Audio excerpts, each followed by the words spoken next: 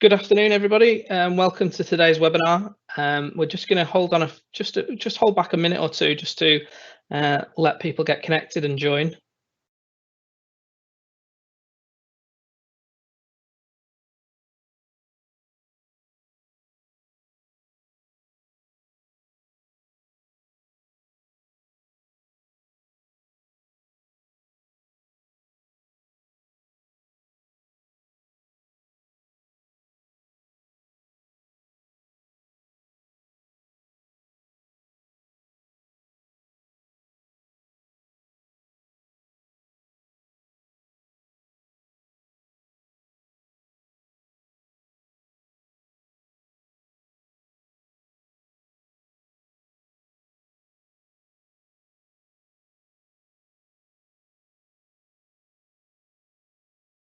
Hi, everyone. Welcome to today's webinar. If you're just joining us, we're just holding back a couple of minutes just while people get connected.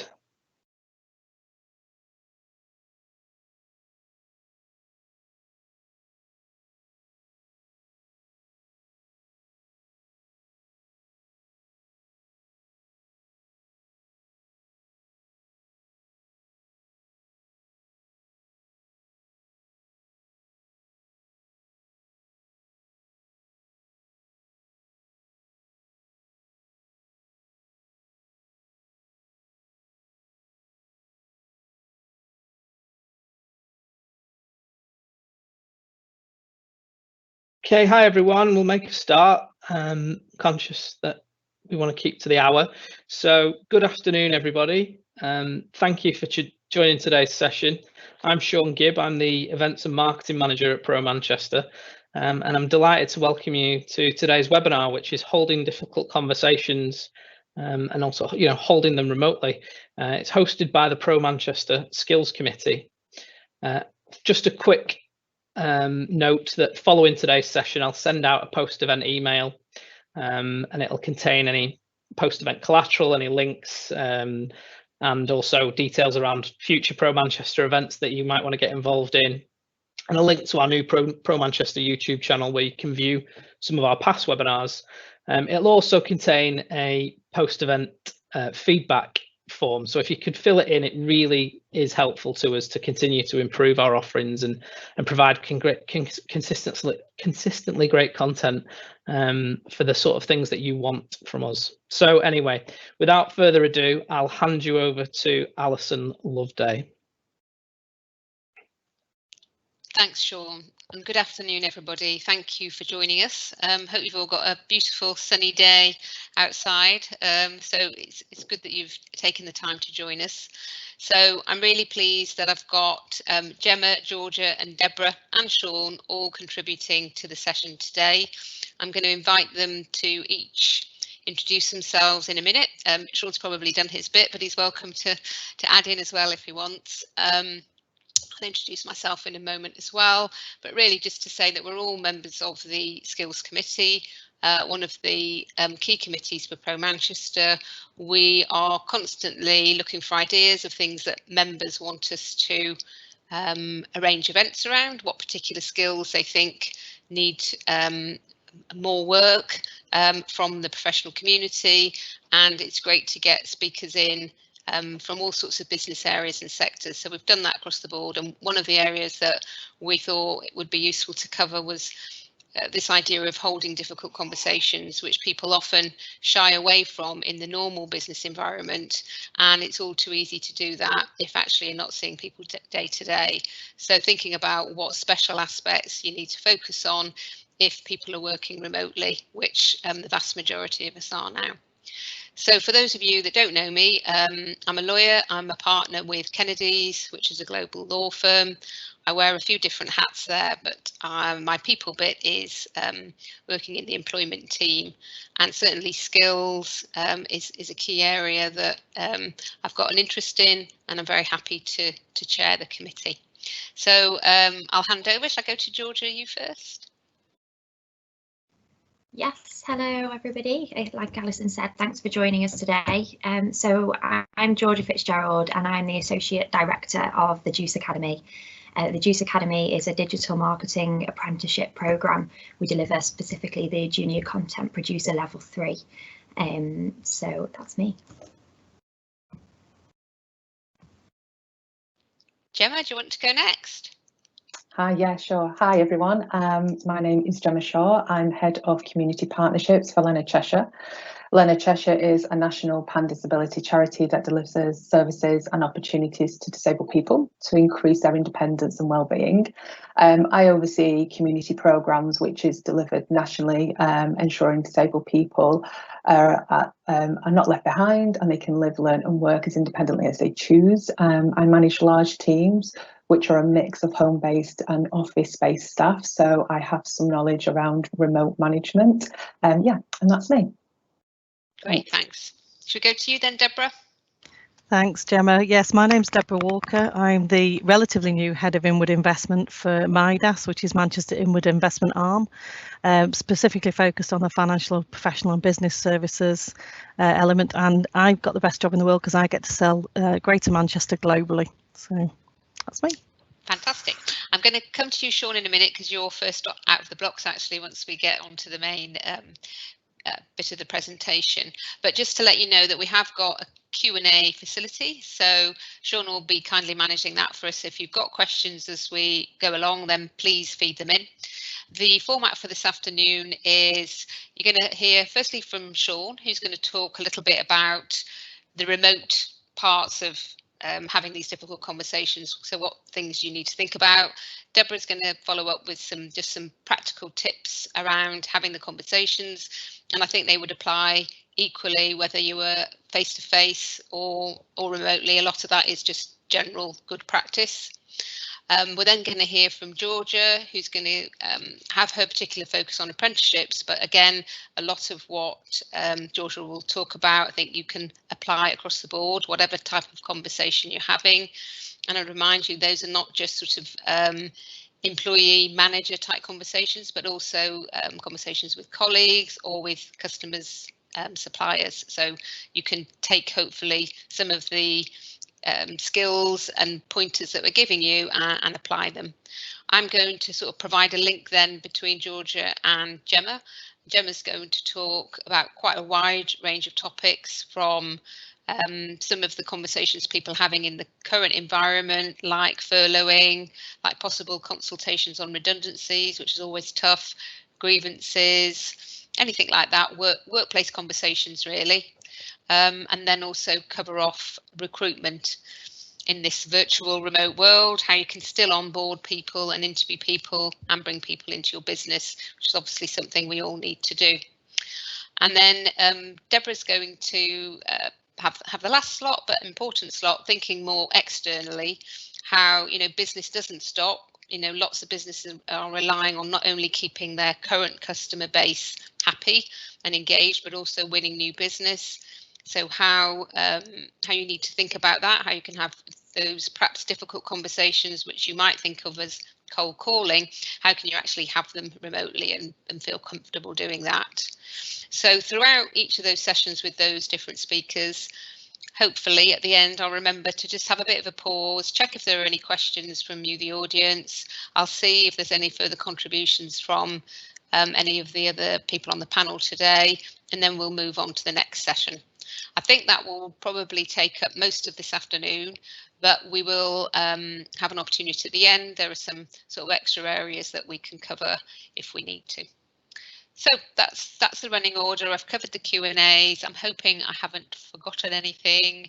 So I'm over to you then, Sean. Thanks, Alison.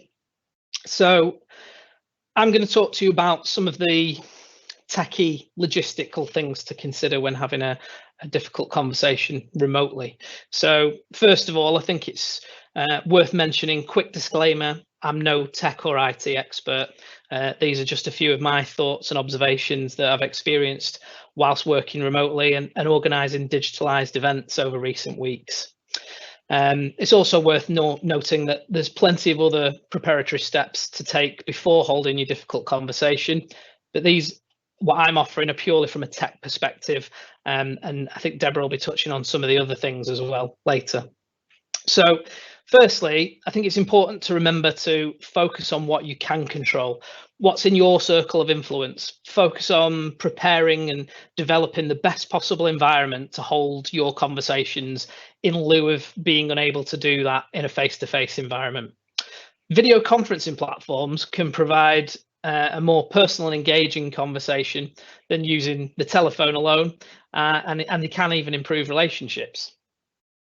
So choose a platform, and for internal conversations, ideally ensure everyone in your organisation is on board with using the same platform and has access and is familiarised with it. Provide training if appropriate, or collaboratively work together to learn the new features. This will ensure consistency, and there are so many platforms out there for you to choose from. Each come with their own pros and cons and foibles, but it's about deciding what works best for you and your team. For webinars, consider features to engage with your audience, such as the Q&A functionality, breakout rooms. Do you want your audience to have the ability to speak? And what kind of problems and logistical issues arise from that? So really need to plan out what you want from your conversation or your webinar. Ideally, download the platform to your desktop. This will ensure that you have all of the platform's available features and provide improved stability and reliability, rather than using the web browser alternatives, which are obviously a light version. The key thing that I can say from everything that I'm going to talk to you about this afternoon is do testing. So for a webinar such as this, it's important that well in advance of the event, you ensure everyone is able to access the platform and that they're comfortable using it. You don't want to plan your meeting or webinar or conversation to only discover 15 minutes before you're due to start that a key speaker can't gain access for whatever reason. The other thing is headsets. To ensure the best audio quality and clarity by using a headset as opposed to your computer's microphone. That way you're going to reduce the chance of anything being lost in translation, and you're cancelling out all of that exterior noise. Consider investing in a good quality headset with noise cancelling functionality, and for all of your team members. Again, it provides that consistency, and then there can be no issues around, I couldn't hear what you were saying properly. Internet connection. Many aspects of this are out of your control. Downtime, outages. I've found that broadband has been somewhat less stable during lockdown due to the increased demand. But what can you control? Well, for holding important or difficult conversations or webinars, ideally, you should sit to your router as closely as possible. Even better, if you can, hardwire from your router into your device using an Ethernet cable, and that'll ensure the best possible connection and clarity and reliability. And finally, the last thing I want to say is, inevitably, at some point, something's going to go wrong, and it will happen occasionally, and tech will let you down like that from time to time. But it's about remaining calm. There's no point worrying about the things that are out of your control, as I said at the beginning. For example, a broadband outage at either end, whether it be yours or your recipients. All you can do is take every possible measure of what's within your control and prepare accordingly, and have a contingency plan. If something does go wrong, what is your contingency plan? A prior agreed secondary platform, hold the conversation over the telephone instead, agree to reschedule. Whatever it is, it's good to have one in place prior to the meeting. And that, in a nutshell, is it from me, and I'll pass you over to Deborah. That's lovely. Thank you, Sean. I'm very, very glad that you covered off the tech elements, because I'm not a technical person either. So I've been asked just to go through some basic housekeeping. These are very, very basic tips, but the things that I've learned and experienced over the last few weeks that I just wanted to share with you. So the first one I would say is arrive early. So as Sean says, you've already tested your chosen tech, but gremlins do happen. If you're early for your meeting, then you've got time to resolve any glitches. If you're going to present in full screen, do look at the layout options, find one that works for you. Also look at backgrounds. So I've decided to apply a background to my area here. Discuss who's presenting and who's going to own which bits of the agenda, and do all that in advance with your team, so you make sure that everybody's aware of what's going on and everybody knows exactly what their part is. And then make sure all your external parties have got the call details. So set yourself up as a meeting organizer, and then make sure that you've got functionality to mute people if necessary.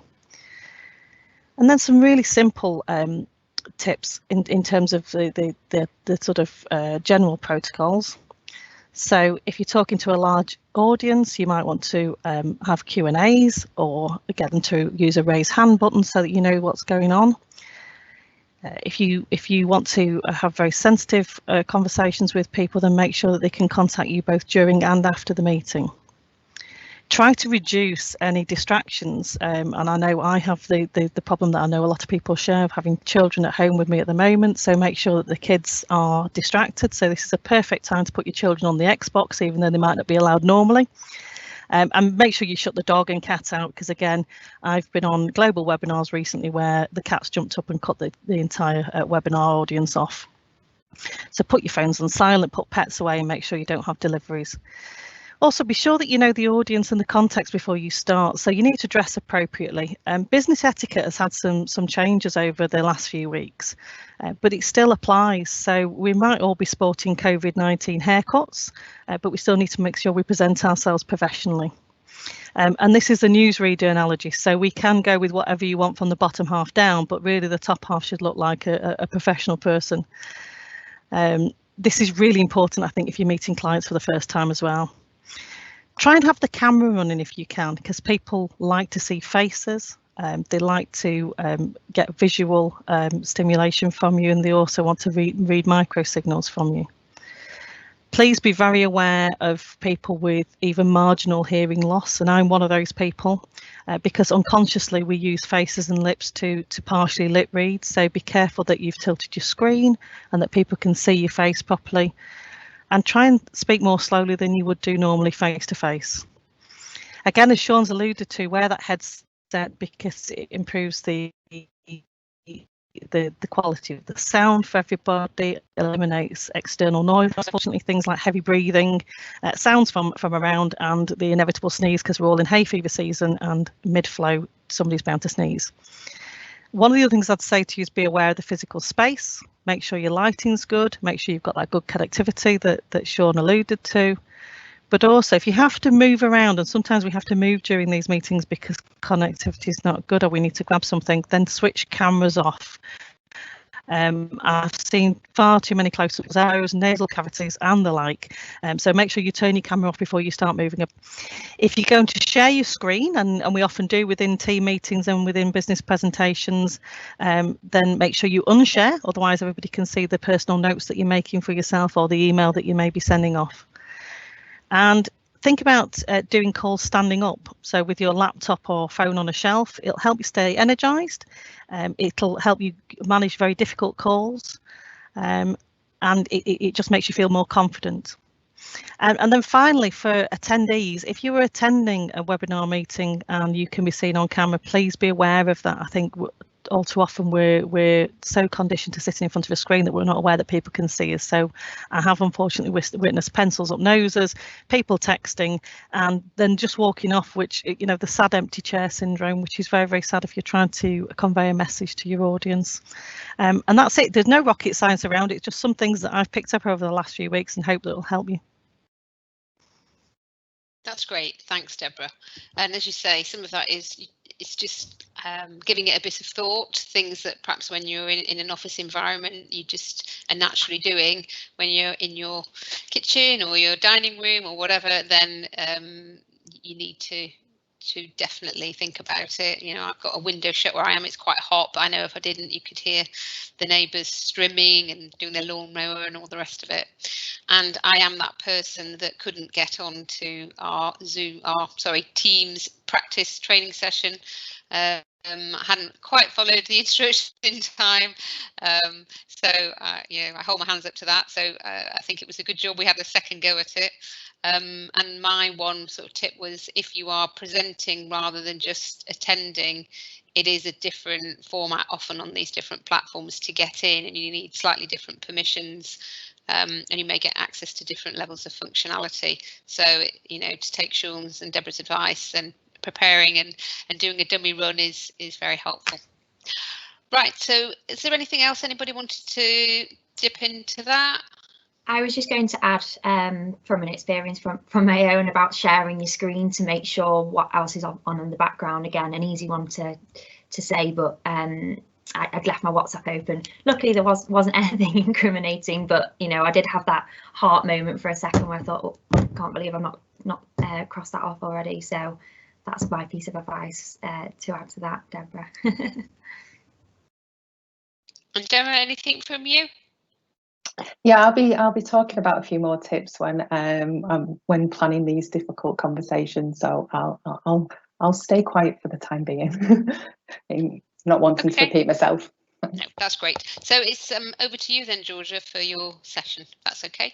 Yeah, absolutely. So my part is particularly focusing on apprentices or junior members of staff. As I mentioned before, I run the Juice Academy, which is an apprenticeship programme.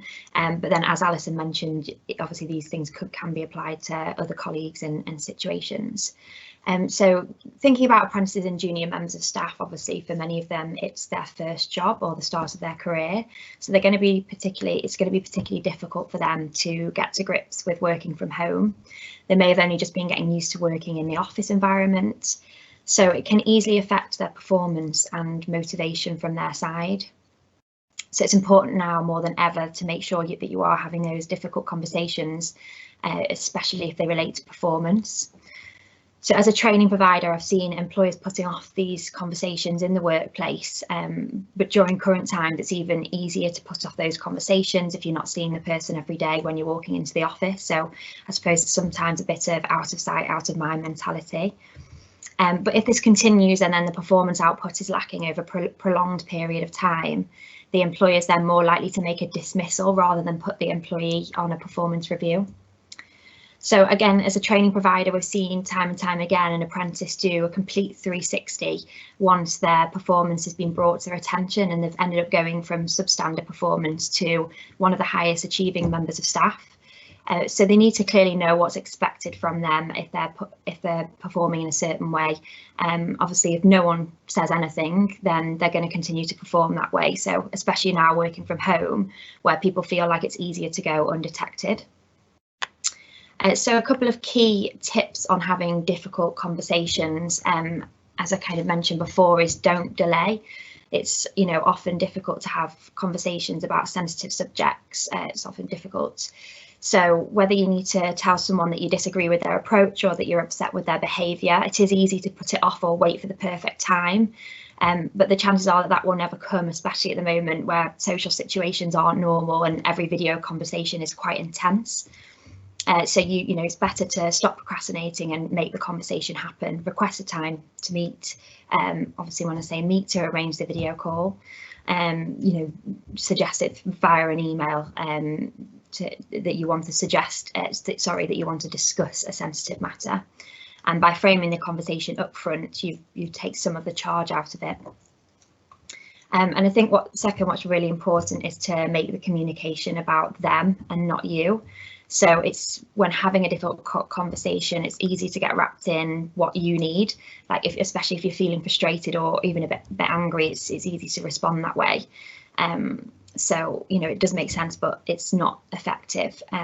Instead of reacting, it's better to ask yourself questions like, what's the other party thinking? What's going on through their head? And also, what can I do to help? So by focusing on the other person's needs, you can avoid unproductive emotions that will find ways to support your employees and colleagues instead. So, you know, you might think that's not something that you want to do, but it is a much more effective way of getting your needs met. So to continue, I've got 6 ways to reach a positive outcome. So the first one being that you know what you want to achieve from the conversation. It's the best way to write down your key points before approaching the meeting. So as with a video call, you'll be on your laptop. Make sure that you have them written down on a notepad in front of you or typed on your phone. Resist making assumptions. So it's easy to ignore sort of subtle cues from the other person or just to continue to talk at the other person on a video call. but giving them the chance to respond and making it a two-way conversation, resisting making assumptions. As I said before, don't delay, but not necessarily just with bringing the conversation to a start, but actually immediate feedback during the conversation as well. When the matter is fresh, it's often more valuable. And just sort of remembering to be friendly and professional. Sometimes it's only awkward if you make it so, and especially when talking about apprentices and junior colleagues, they will take the lead from you. So present yourself and talk on screen how you would in real life. So don't tense up, continue to make eye contact, those sort of things. Follow up via an email to reiterate what you've agreed is really important to a junior member of staff. So they've got it there, you know, in the moment they might not be even listening to everything you're saying because they're still worrying about what you said the minute before. So really important to do that follow-up email.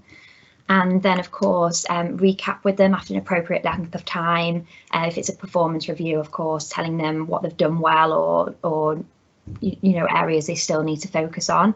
And whilst working from home, I'd suggest that being a weekly check-in regarding progress or performance. So I'm just going to finish on 3 ways to avoid communication breakdowns. So obviously communication is extremely important for all organisations, and but it still is difficult to find a company that doesn't have momentary breakdowns in this area.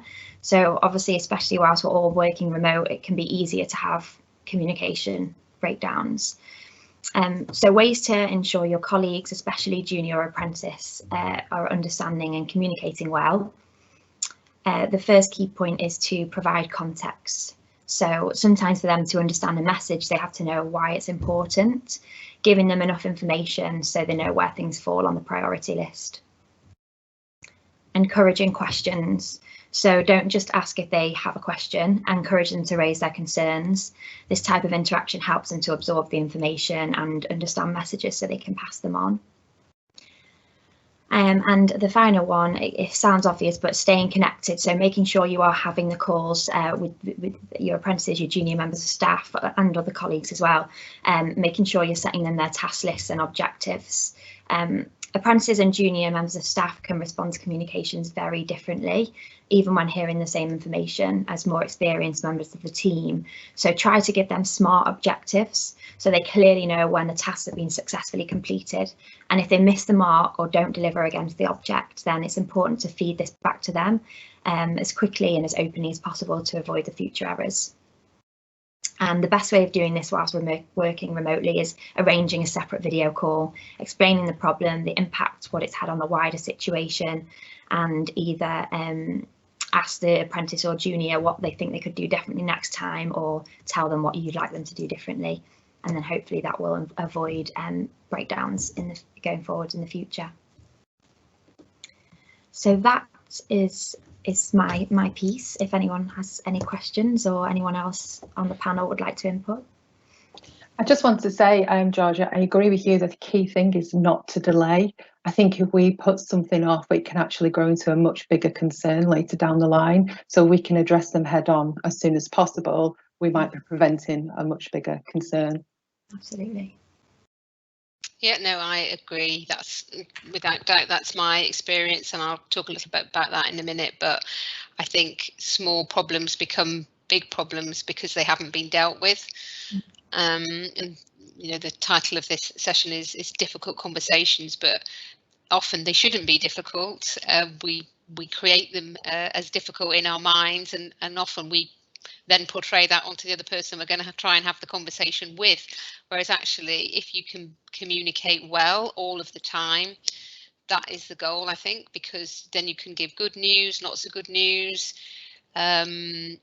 business critical information, tittle tattle, whatever it is. If you're communicating and you're consistent and you're transparent and you're honest, then that takes you an awful long way. And if you have got bad news to give, either of the type that George has described around performance management, or unfortunately, you know, I think there are a number of businesses, as I said earlier, that are going to have to be thinking about restructuring and redundancies, then people will be much more responsive to what you've got to say. You will have their attention already because they're used to you communicating with them. So you'd be starting off at a higher level. So it's easy to say that, but I think if you try and do it consistently, your overall level of communication will improve. Deborah, did you want to add anything to that? I think the only thing that I would add really is the very, very old adage of you do all that good news in public and bad news in private, and it's really important at the moment, particularly for younger people in the workplace. And additionally, they're not getting that ecosystem, that support that they would naturally have in the office of being able to see people do things, be able to witness other behaviours, and so you have to be a little bit more explicit in what your expectations are of them. Yeah. No. Good advice, ladies. Right, I'm going to carry on really and provide a bit of a link from what George has been speaking to you about, and then before introducing you again to Gemma. So carrying on with that communication theme, I think it's George Bernard Shaw that said the biggest mistake people make about communication is assuming that it happens. And I think we all make that mistake. We've, I don't know, sent an email, spoken to somebody, and are quite convinced that it was very clear. Everybody will have taken the same information away, and of course it's all been understood, and people are now putting it into action. Whereas in reality, one piece of communication will have been received very differently by a group of people. They won't necessarily have taken the message that you want. They may have interpreted it for themselves and or for the business quite differently. And it's really important that you bear that in mind and think about, we talked earlier about thinking about your audience, making sure you follow up, repeat messages. That's quite key. It doesn't have to be a one opportunity. You can, reinforce that message.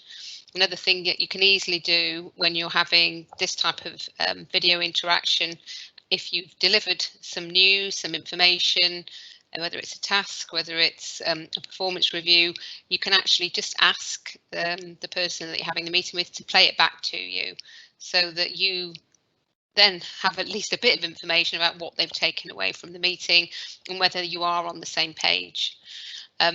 Georgia mentioned earlier, don't make assumptions. Ruben, who's one of my partners in the business, has a saying which is assume, and that just basically means that it makes an ass of you and me if you assume. So excuse the French, but it sticks in my head, and I think we're all guilty of making those assumptions, and that 9 times out of 10 they don't, they're not actually true. So in the introduction, I mentioned that one of the areas of law I practice is employment law, and I, very, very frequently get telephone calls from business owners, other directors, managers, who I maybe have worked with for quite a while, and they'll just ring and say, "Oh, I need you to do a dismissal letter. Do me a dismissal letter, or give me a final written warning. Can you just sort that out?" And I say, "Well, yeah, of course I can. That's no problem. But I'll need to see the notes of your meeting." "Well, I don't want to have a meeting. What do I want a meeting for? I just want a letter." And when I explain to them that actually, if they want to follow sort of good HR practice, and more importantly, avoid risks of claims in the employment tribunal because they followed an unfair practice, then they need to have a meeting. And to have the meeting, there needs to be a notice, there needs to be an opportunity for somebody to accompany the individual, and various other things. But the key thing that the business owner would like to avoid is having to have what they perceive to be a difficult conversation. So very often that nothing happens. There's no dismissal, there's no final written warning, nothing happens. And then a few weeks later, I get a call to say, "Oh, they've been sacked. The last straw, they had to go, they've gone," or "Can you organise a settlement agreement? I need to buy them off." And those are two very, very expensive end results of people not tackling things, not acting early, as we said earlier, and not being prepared to have what they've built up in their own mind to be a difficult conversation.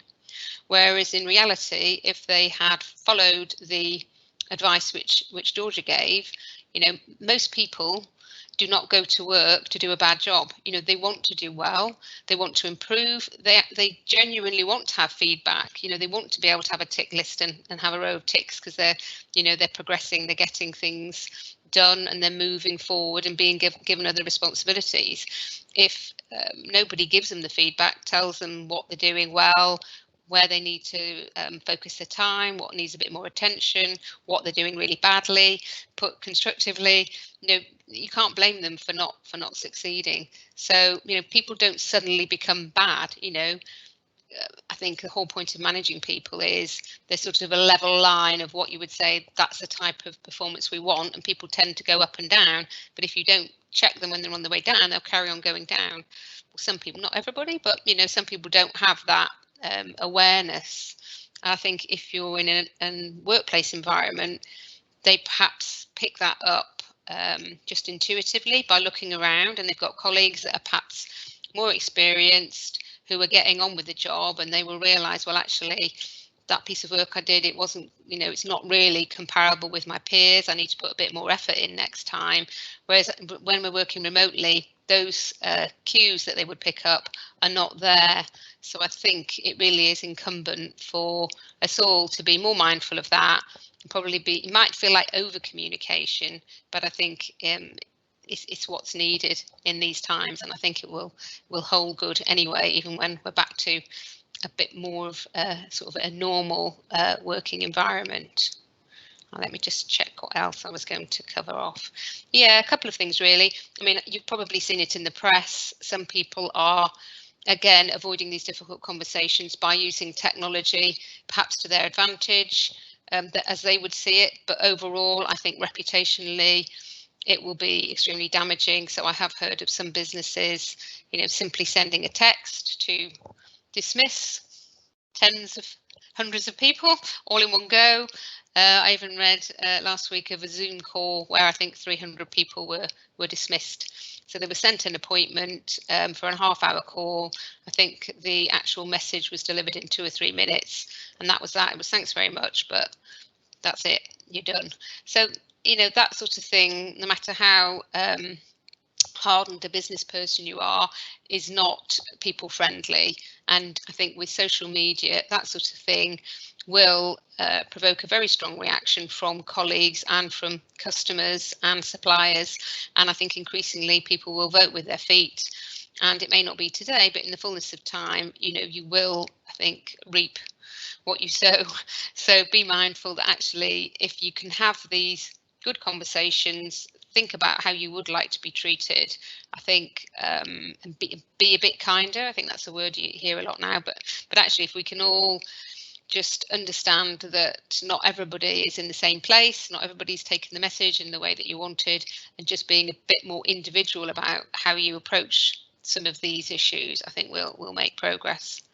And what you definitely shouldn't do is just not say anything and not communicate, because I do think that just leads to Chinese whispers. Where there's a gap, people will fill it, and it won't necessarily be with the message that you want. So if you then have to go on and have a conversation about restructuring or about performance, you're not starting off in the place that you thought, because actually there's been quite a lot of whispering happening, either on WhatsApp groups or telephone calls and things like that, where people have thought certain things are coming down the line.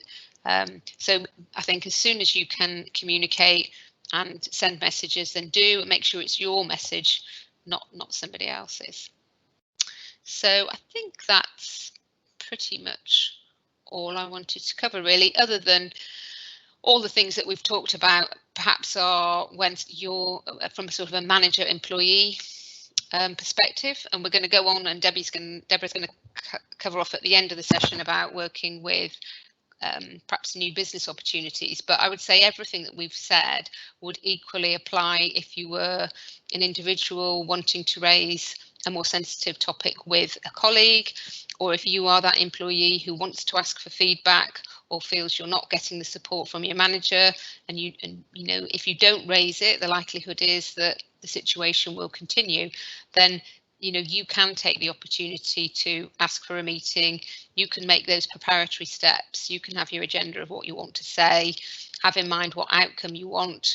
That could be, for example, that rather than have a monthly check-in, you now want to have a weekly check-in, or you need somebody to support you in the tasks that you're doing to be able to deliver. So I think it's important that we all take responsibility for how we perform and how we communicate. So it shouldn't just be something that you wait to receive. Don't forget to think about what you can bring to the table on that. So that's enough from me. I'm going to pass over to you now, Gemma, for your section. Thanks, Alison. And yeah, I think it's really important what you've just said around, you know, thinking about how information is taken on board. And we have to have difficult conversations, but we have to also appreciate people are going through a difficult, unusual time at the moment. And we're all human and we've all got feelings, and it's just about being a little bit kinder. However, what do we class as a difficult conversation? The word furlough, I hadn't heard it before till 2020. But yeah, having those furlough conversations, or indeed redundancy conversations, might be something that's going to start happening in the near future. Addressing poor performance or conduct, dealing with personal problems, investigating a complaint or a grievance, you know, and tackling personality clashes. And despite the new way of working, the same issues continue to exist. And we're entering the new normal. And with this, we are recreating how we lead and manage our teams. And but, you know, it's business as usual, so we need to remain proactive. And all the key principles apply to difficult conversations. And I think Deborah, Georgia and Alison has touched upon those already. Conversations need to remain both productive and as painless as possible, if that can happen. You know, we need to be offering the detail. We need to plan out our conversations, allowing time for people to prepare, be clear about what the outcome of the conversation is, be empathetic, allow for the other person to take time to ask questions or go away, reflect and then come back, basically make ourselves available. And our soft skills are essential when managing difficult conversations and behaviour. And yeah, there's nothing soft about having soft skills. But now we need to tailor our approach. You know, mental health has been on the agenda, but I think it's more prevalent now than ever, which is a really good thing. However, we need to ensure we have the skills to be able to identify and support staff who may be struggling, but also we need to be able to identify these things through a virtual format. So there's an added challenge there that we need to be very mindful of.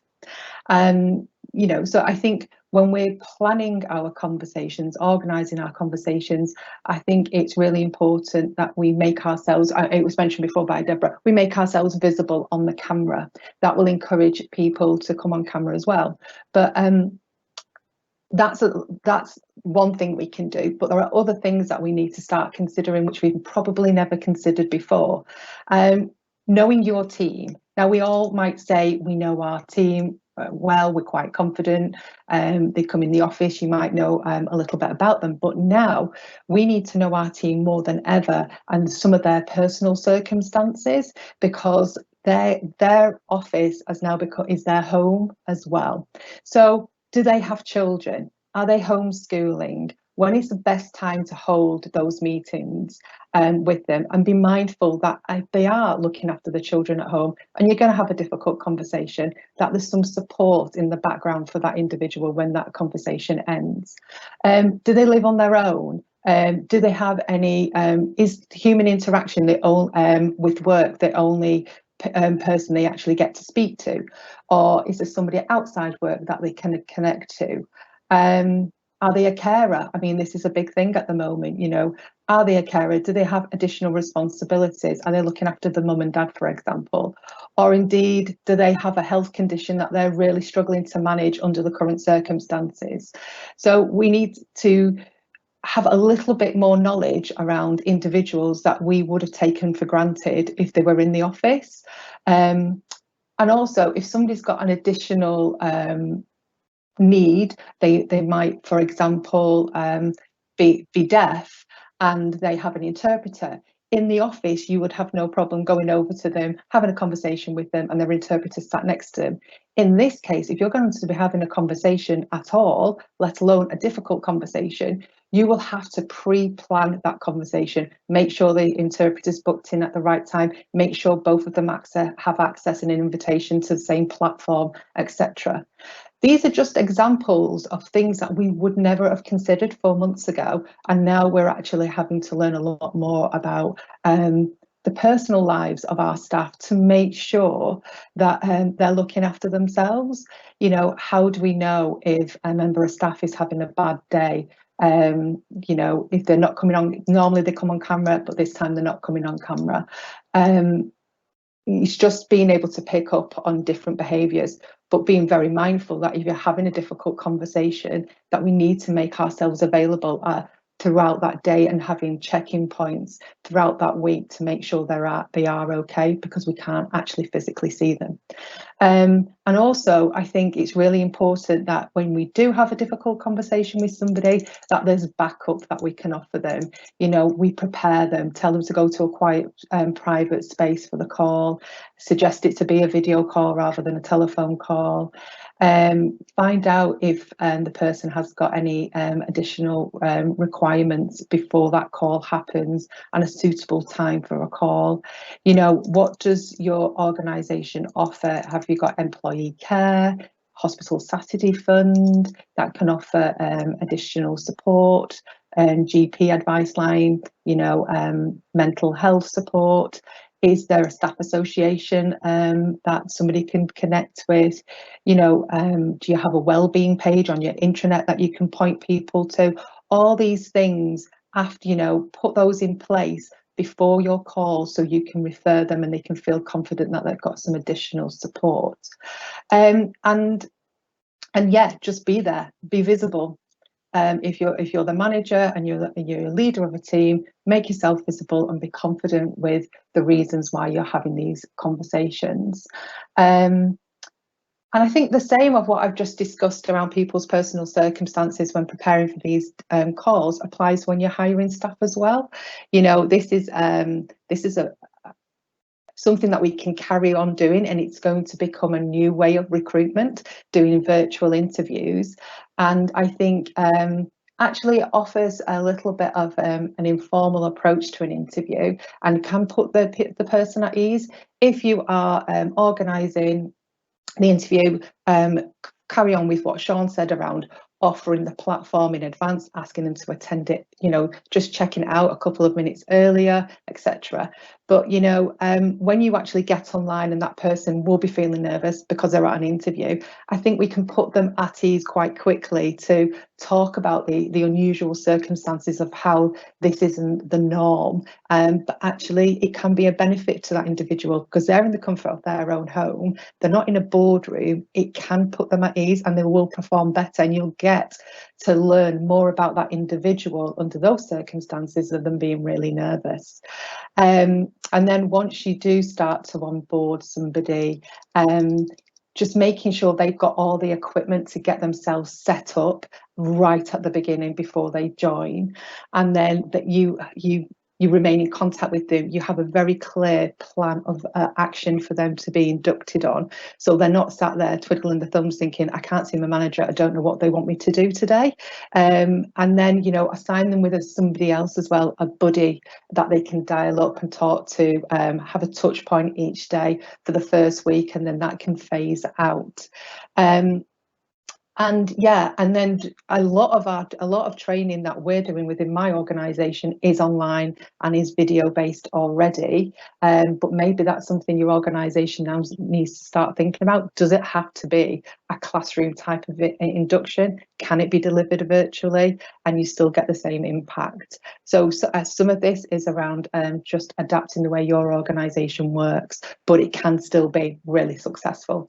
And also it takes that, it heightens the competitiveness around recruitment as well. So if you were originally saying somebody has to be based in Manchester, for example, and they have to travel into Manchester to be at a particular office, that's not necessarily the case anymore. So it's opening up the market and tapping into those skills that people might have but weren't able to commute into our office, whether that's due to the location they live in, geography, or ability. You know, if they've got a disability and they can't travel, but they can work from home. So actually, we're opening up the job market massively if we can do virtual recruitment and not home-based recruitment as well. And I think also something we need to be mindful of is those difficult conversations around bringing people back into work. So it's a positive conversation, but actually we've got to be mindful of those people who have been furloughed for a number of weeks. They won't have been doing any normal work activity for such a long time that they will be out of that routine. And I think some form of phased return, a support network around them, getting back into work and building back their confidence is really important. I was on a webinar yesterday, and they were saying about building back better. And I think, and as she said, yeah, she's using it as her hashtag. And I think that's really important. We're going through a really unusual set of circumstances that nobody's ever experienced before. It's unprecedented, but there are lots of benefits we can take and lots of learnings we can take from the way we are currently working. And I think that's really important. And also, just to end it on, I think there's been a lot said around webinars and people waving at the end of the webinar. And actually, I think the wave has now become the new and safer handshake. Yeah, but that's it from me. Thanks, Gemma. We'll save the waves for a little bit, a few more minutes, yeah. My sort of comment on that, just on the conversations about bringing people back to work, I think it's absolutely right. There's quite a lot of research that says once people are out of the normal business for about 6 weeks, then they do experience a drop in confidence for whatever reason, and it can be quite difficult to encourage them back into the workplace, even in normal times. So, for example, if somebody's been off with ill health. So my suggestion is that people approach this a bit like somebody coming back maybe from maternity leave. Think about what you would do. So there is now a formal legal structure in place for having keeping in touch days. Now, we won't be able to do that with furloughed staff because they're not actually allowed to do any work. But I do think the keeping in touch, doing things informally just to let those people know who aren't in the business, you know, what's going on, and appreciating that you might have to have some difficult conversations. Some people will be still very scared about the health risks to themselves or members of their family, and being able to take on board some of the approaches that have been talked about already on this webinar will be really important to understand that just because you as an individual may be, you know, not overly troubled, be in good health, not have family members who are at risk, doesn't mean to say that the people that you're encouraging to come back into your workplace won't feel nervous, won't, you know, they may want a lot of reassurance about the steps that are in place to protect them, or they may feel they can't come back at all, in which case can you accommodate them home working for a bit longer. So I think taking on board people's personal circumstances and being prepared to put the time aside to have perhaps more difficult conversations than you've anticipated is important. We're going to come to Deborah now, but I don't know whether there's anything you wanted to add, Georgia, to anything that Gemma said. No? Okay. Right, Deborah, over to you. You've got the last session of the afternoon. Thank you so much, and I'll try and be as quick as possible because I'm conscious of people's time. And very interesting that Gemma was touching on that opportunity to build back better, which I know is part of the push for both the combined authority and the LEP for businesses to look at how we come back from this and do things in a very different way. You know, so the pandemic and this move to home-based working and the technology that we've had to embrace have given us a massive opportunity, and really we should be thinking very critically about whether or not we want to retain some of those opportunities and carry on doing things in a slightly different and a slightly more healthy and balanced way. What I'm seeing at the moment is now that we're moving from this crisis stage to more normality, albeit with the challenges of that global recession sitting in the background, that actually organisations are becoming much more happy to have those conversations and happy to talk about new business opportunities. they've got more time, they feel a greater need to connect with people anyway, and so we can actually reach out to clients and accounts and to people globally and internationally at the moment through using some of these platforms. So now's a great time to do that. I also think as well that the boundaries of professional engagement have blurred a little bit. Now, I know I said that we need to present ourselves professionally, but actually those boundaries have blurred. So you see senior execs on international webinars showing pictures of their puppies or talking about the week that they've had with their children. So that wasn't a way in which we engaged before, and at a very sort of social and personal level. And it gives people an opportunity to actually build relationships with customers, prospects, clients really quickly and really effectively over a short period of time. And basically, we've got a common shared issue. I mean, people in the UK, we constantly talk about the weather. It's our preferred subject of choice, and we can still talk about the weather now. It's absolutely glorious outside, very unusual for May, we can have that. But actually, globally, we've got this common issue that has affected everybody and changed the way that we all work. So it does create, it's a great leveler, and it's a great opportunity opener in order to have those conversations, just to say to people, how are you? How's your business managing? What can we do to help? Is a great way to enter conversations with clients. So my experience lately has been that customers are much more approachable. They're prepared to meet on online forums. They're using their LinkedIn, their Facebook and their Twitter accounts to engage more. So actually reaching out through those accounts is a really good time at the moment to start having those conversations.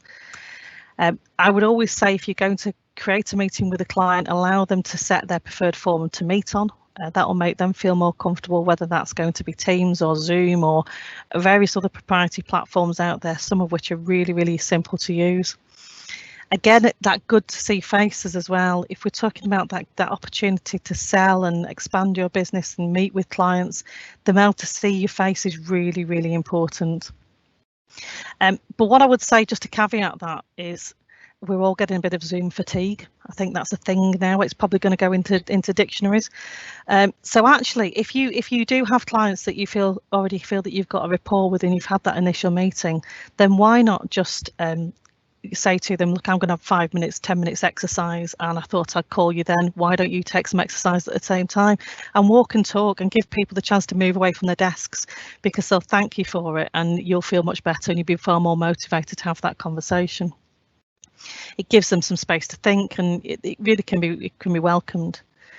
It's also a really good time to engage clients socially. So instead of just going after business on a very corporate level, so sharing webinars for working mums, those tips for homeschooling. I know I've been doing that with a lot of my clients, where I've picked up tips with my children. I've said, this has got nothing to do with business, but this might really, really help, and it's been so appreciated. Getting yourself involved in community forums that we never as professionals were able to do before, because we just weren't home often enough. Those community forums now, a lot of them are online, or there's applications been set up by communities where we can engage with people locally. And it's amazing who you can meet that lives in your local area. What I would say as well is, depending on your business sector, the opportunity for picking up global clients has never been better. Now, obviously, I work in an organisation where we're engaging constantly with global clients, and ordinarily we do that by flying out to various countries and cities and going to networking events. We simply can't do that. However, there's lots of global conferences and events that are starting to take place now on virtual platforms. A lot of them are very accessible. A lot of them are extremely low cost. Not all, but a lot of them are. So actually you can meet international clients now. So all I would say, and I don't want to go on too long because I'm very, very conscious of time, is there's a real opportunity to do some networking now using the tools that we've got available. Networking's at our fingertips. It's at our desk. It's right in front of us. We don't need to take time out to do it. We can do that at any point during the day. So we're going to be doing much more of this throughout summer until the children go back to school. Everybody's going to be ready and right for those conversations. So I would just say embrace and enjoy. Okay, thanks very much, Deborah. Well, we've actually managed to use our time very well. I think we've got to 1 minute to 3:30. So thank you very much to Georgia, Gemma and Deborah, and also to you, Sean, for setting us up and giving us that introduction. I hope as the audience you found that useful. I'm sure that each of the panelists would be happy to engage with any particular questions. We haven't had the opportunity to go through any of those this afternoon, but certainly I'm happy if anybody wants to email me, and we can facilitate that around whoever's best placed in the team to provide an answer. Or if you just want to chat anything through, again, I'm happy to do that. So I guess my takeaway, and just really reinforcing what other panelists have said, is just to make sure you communicate well, don't put things off, don't pigeonhole these conversations as being difficult, just think of it as being part of your day-to-day communication. And the more you can communicate and the more transparent and regular you can be, you know, the easier it will become. And I think some great tips from Deborah at the end on recognizing that, you know, we're in a new workplace now, this new virtual workplace, but, you know, we can do all sorts of things. We can interview, we can onboard, we can manage, but we can also win new business. So who knows where it'll take us. So thanks for joining us. Thanks to the rest of the panel, and we'll finish the event there. Thanks very much. Thank you. Thanks. We got to wave. Bye. Bye. New handshake. Thank you.